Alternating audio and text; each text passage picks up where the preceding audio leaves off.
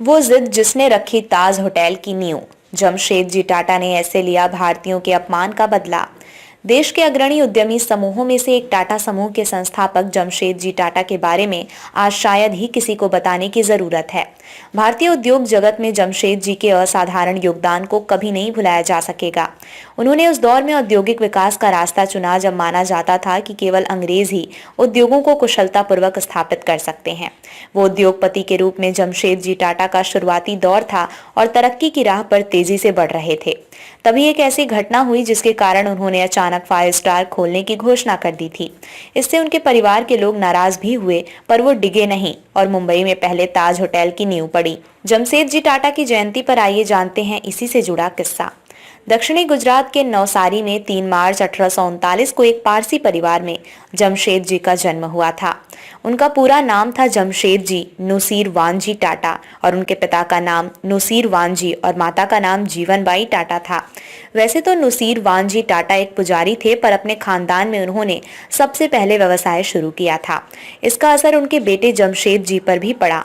सिर्फ 14 साल की उम्र में जमशेदजी पिता के साथ मुंबई आ गए थे। जहां नुसीरवानजी ने व्यवसाय शुरू किया तो उन्होंने भी अपने पिता का साथ देना शुरू कर दिया था। 17 साल की उम्र में जमशेदजी ने मुंबई के एल्फिंस्टन कॉलेज में दाखिला लिया था और 1858 में ग्रीन स्कॉलर यानी स्नातक स्तर की डिग्री हासिल की थी।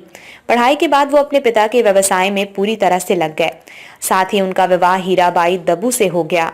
अचानक होटल खोलने की घोषणा ने सबको चौंका दिया। जमशेदजी टाटा देश में एक स्टील कंपनी खोलना चाहते थे।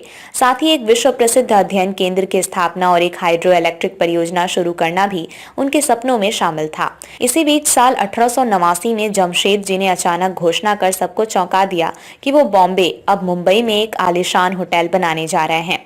ये भी बताया कि होटल के लिए समुद्र के किनारे अपोलो बंदरगाह वाले इलाके में जमीन भी खरीद ली है। तब उनके परिवार तक को नहीं पता था कि आखिर जमशेदजी क्या सोच रहे हैं।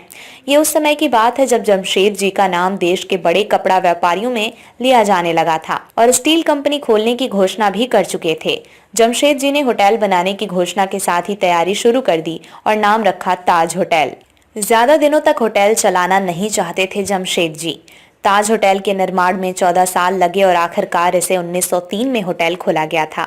उस वक्त ताज होटल के कमरों का किराया 6 रुपए रोज था, जो लगभग उस दौर के दूसरे होटलों के बराबर ही था।